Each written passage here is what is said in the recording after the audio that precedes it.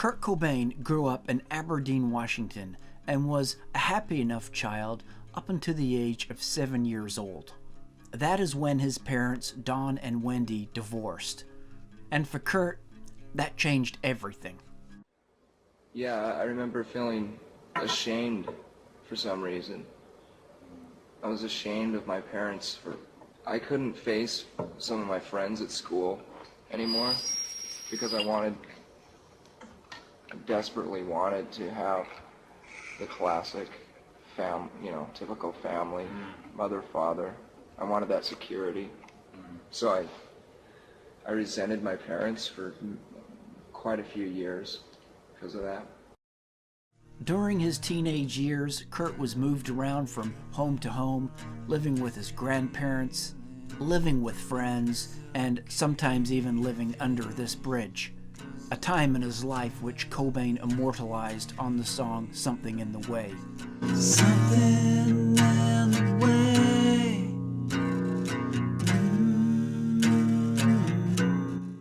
So Kurt felt estranged and pretty much alienated from everybody in his life. But the one thing he had and always showed ability in, even from an early child, was music. And Kurt knew he wanted to be in a band.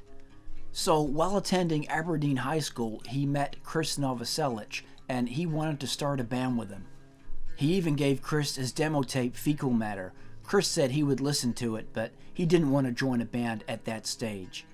The two would frequent the practice space of the Melvins, and sometime later Chris would eventually end up coming to Kurt, and he told him that he had listened to the Fecal Matter demo tape and he wanted to start a band.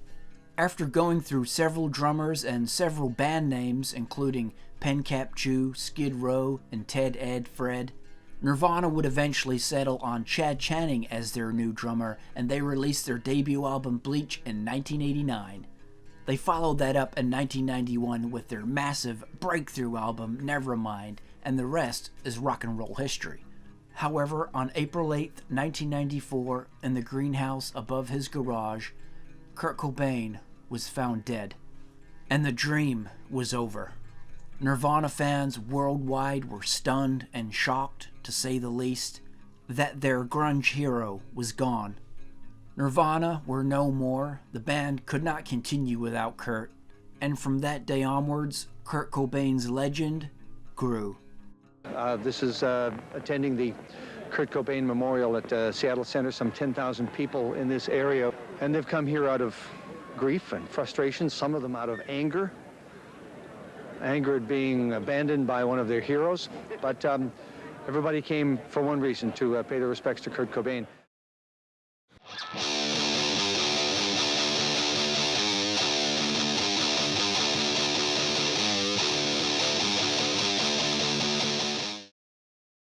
But what is it that makes Kurt Cobain a legend? Is it because of the way he died? If Kurt had lived, would he be known still as a rock and roll legend? Well, let me say this.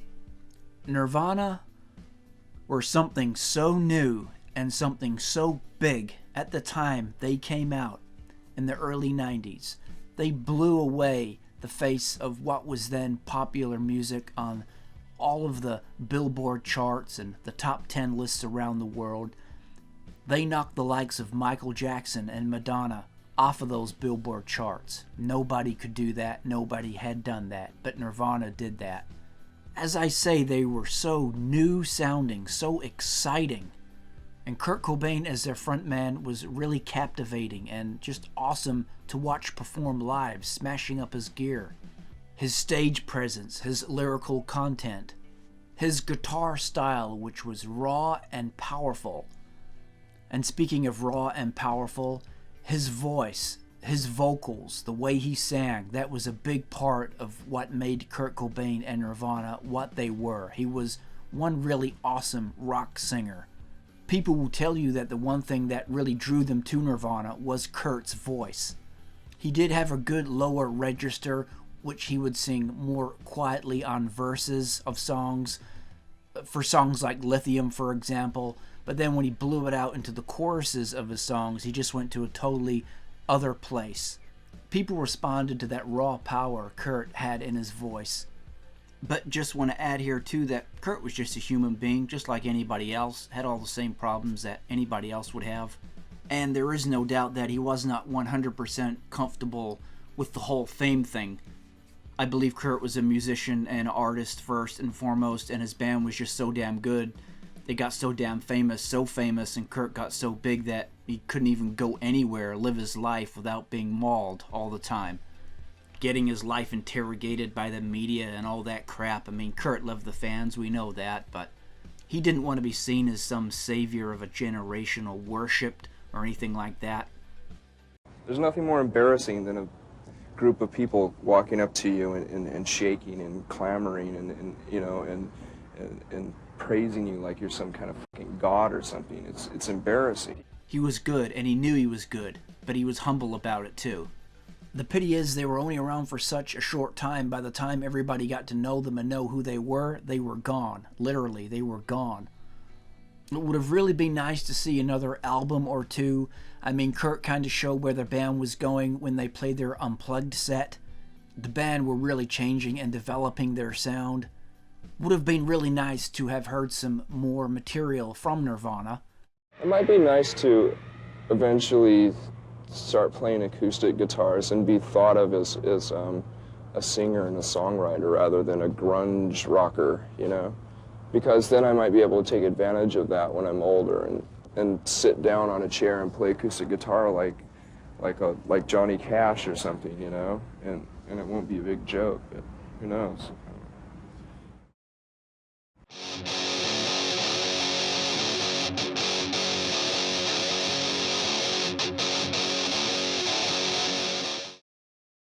But even if Kurt just had have lived, and even if he didn't want to do music anymore, Nirvana were always going to be remembered. Even if Kurt didn't die the way that he died, Nirvana still would have been legendary, and Kurt Cobain still would have been a rock legend. There's no doubt about that. The way he died and what happened to him at the end does bring much more of a level of interest to the whole thing, I guess, for some people. And it does bring that extra level of fascination and interest, I guess, in Kurt Cobain and Nirvana, considering the way that he died. There's no doubt about that, of course.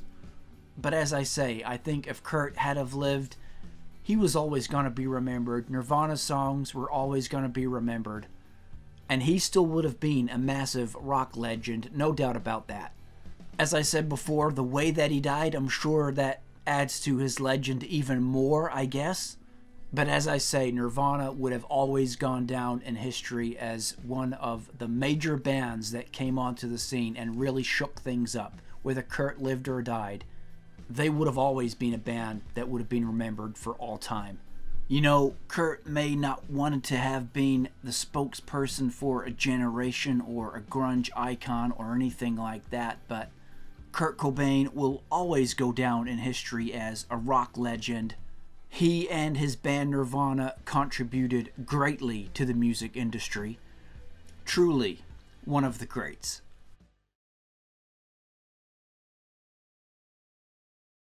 The more I clean my service, the more I had it changed.